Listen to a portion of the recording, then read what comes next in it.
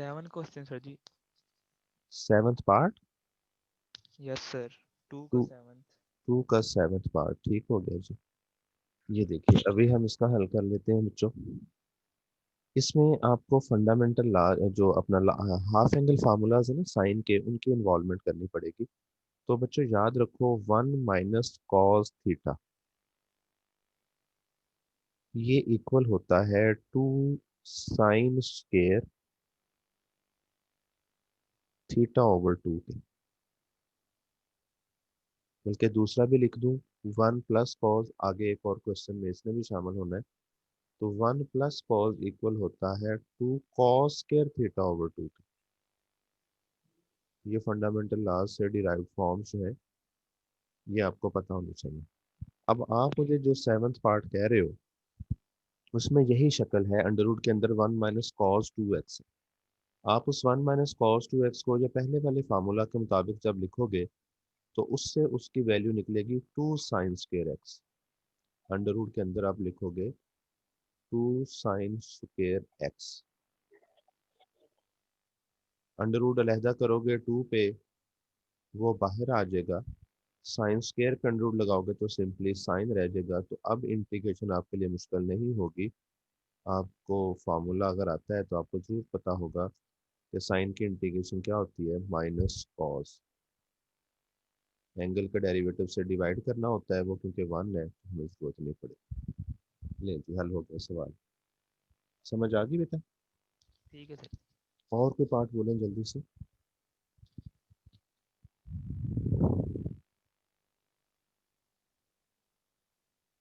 जी, कोई और बच्चा कोई और पार्ट करवाना चाहे?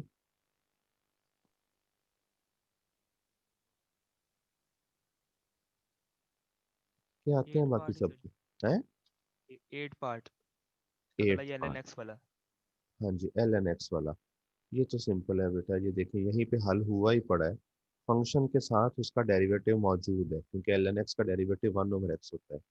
जब फंक्शन इंटू डेरिवेटिव है, आप सिर्फ इसकी पार में एक का इजाफा कर देंगे और इस नंबर से डिवाइड कर देंगे, इंटीग्रेशन हो गई है इसकी। Yes sir.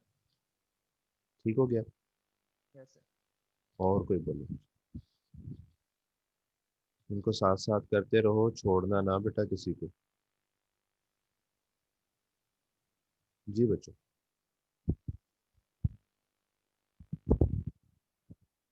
बाकी बच्चे जाग रहे हैं, कहाँ चले गए? आज फाहद नहीं सर आया क्वेश्चन बेटा? नंबर 11। हाँ जी। Question number 11। 11th पार्ट कर दें? ठीक है, 11th पार्ट कर देते हैं जी। ये जो नीचे हिस्सा है ना 11th पार्ट में, ax² + 2bx + c, इसका डेरिवेटिव बनता है 2ax + 2b। ये मैं लिख के दे रहा हूँ आपको। अगर हम d/dx चेक करें किसका, ax² + 2bx + c का,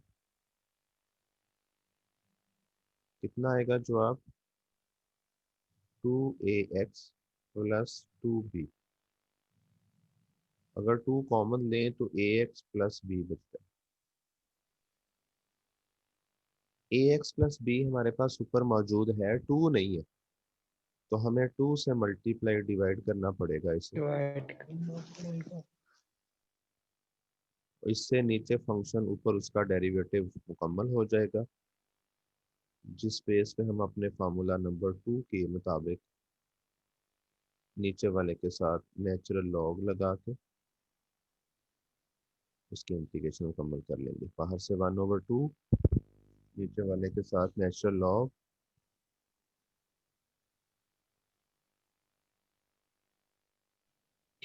और कांस्टेंट ऐड कर दें, सी पहले से आपके पास, चलो C1 ऐड कर दें इस बार। जी, और कुछ?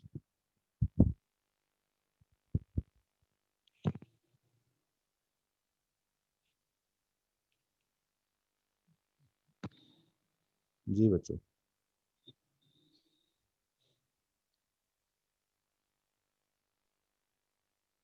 बाकी कर लेंगे, फिर मैं आपको आगे का काम समझाऊं, आपके जिम्मे लगाऊं। तो ये सबसे लास्ट वाला देखिए, लास्ट सेकंड लास्ट देखिएगा। अच्छा जी, एक मिनट मुझे जरा स्क्रॉल कर लेने में से। सेकंड लास्ट कॉज वाला, सेकंड लास्ट पार्ट की बात कर रहे हो ना बेटा? निजान बोलना, कौन सा कहा था? से सेकंड लास्ट है। Second last, cos 2x minus 1 over 1 plus cos 2x। Yes sir. इसके लिए मैंने आपको ये बताया था बच्चों, जो सेकंड पार्ट से इसका फॉर्मेट कुछ मैच करता है। जो रकम आपके पास नीचे है उसे ऊपर बनाइए। cos 2x का साइन ठीक है, फेवरिंग है हमारे लिए। यानी कि नीचे भी cos 2x प्लस का ही है, तो कोई मसला नहीं है। अब ऊपर हमें प्लस का 1 चाहिए। हमारे पास माइनस का 1 है, हम उसे +1 -2 लिख देंगे। cos 2x प्लस 1 के नीचे cos 2x प्लस 1 अलहदा करें, उसकी इंटीग्रेशन अलहदा, क्योंकि वहां से 1 बचा। ओए हट जो, कौन लगा वाइब्रेशन पे? -2 को अलहदा रखें और नीचे 1 ओवर 1 प्लस cos 2x।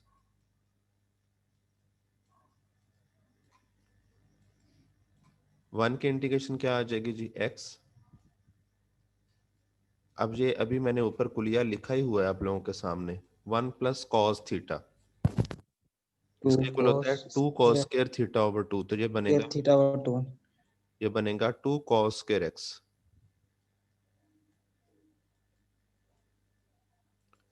2 2 से कैंसिल हो जाएगा। 2 से कैंसिल। 1 ओवर cos स्क्वायर का मतलब सीकेंड स्क्वायर। सेकेंड्स। तो सीकेंड स्क्वायर की इंटीग्रेशन क्या होगी बच्चों? चैप्टर 2 की मदद से बताइए। tan x, 10। क्योंकि tan x का डेरिवेटिव सीकेंड हाँ स्क्वायर x 10। होता है। ये हल हो गया जी। सही है सर। ठीक ठीक है, आज जो काम मैंने आपके जिम्मे लगाना है, आप लोगों ने वो हल करके मुझे पीडीएफ फाइल्स भेजनी है ग्रुप में, क्योंकि यस फील सर। हो रहा है कि आप काम कर नहीं रहे। तो इसे मैं अब मिटा रहा हूँ और मैं आपको अब निशान लगवाऊंगा 3.2 के जो क्वेश्चंस आप लोगों ने करने हैं। ठीक। चलिए जी, 3.3 के निशान लगाना ठीक शुरू है। करिए जी। पहला सवाल, पहला फर्स्ट हो गया 4th 5th 6th 7। 4th 5th 6th 7। ये वही स्टाइल है जो 3.2 में रहा है, या तो फंक्शन इनटू डेरिवेटिव या नीचे फंक्शन ऊपर डेरिवेटिव की शक्लें हैं ये। कोशिश करनी है, खुद से करना है, कहीं से हेल्प नहीं लेनी। अगर आप कहीं से हल हुआ हुआ देख के हल करोगे तो समझ आ जाएगी, लेकिन ग्रिप नहीं फील होगी आपको इस टॉपिक पे। खुद से करें, खपें, और इसमें ना जितना हो सके अपनी एफर्ट के साथ इन्हें अटेम्प्ट कीजिएगा। जो नहीं होगा वो मेरे से समझ लीजिएगा। इस पेज से हो गया 1 4 5 6 7। 7। और अब मैं चलता हूँ जी दूसरे हिस्से पे इस एक्सरसाइज के। ये आ गया जी आपके सामने। यहाँ से आप लोग ले लें जी क्वेश्चन नंबर, यहाँ आपको क्वेश्चन नंबर 10 कर सकते हैं आप लोग आसानी से, 11 कर सकते हो, 15 16 20। बस ये सवाल हैं जिन्हें आपने हल करना है अपनी कोशिश के साथ। यहाँ आपको समझ आएगी कि किस चीज पे, किस साइड पे मजीद प्रैक्टिस की जरूरत है। अपनी ईमानदारी से खुद से करने की कोशिश। मैं आपको एक चीज की श्योरिटी बार बार दे रहा हूँ, आपको ये एडवांटेज दिया जा रहा है बता के कि आपके ये क्वेश्चंस उन्हीं दो फार्मूला से हल होने जो बेसिक आपको बताए हैं, फंक्शन इनटू डेरिवेटिव या नीचे फंक्शन ऊपर डेरिवेटिव। हाँ, उससे पहले आप उस क्वेश्चन को उस शेप तक कैसे लाते हो कि वो इन दो में से किसी एक फार्मूला को सेटिस्फाई कर रहा हो, ये प्रैक्टिस चाहिए सिर्फ आपके एंड से। Yes sir.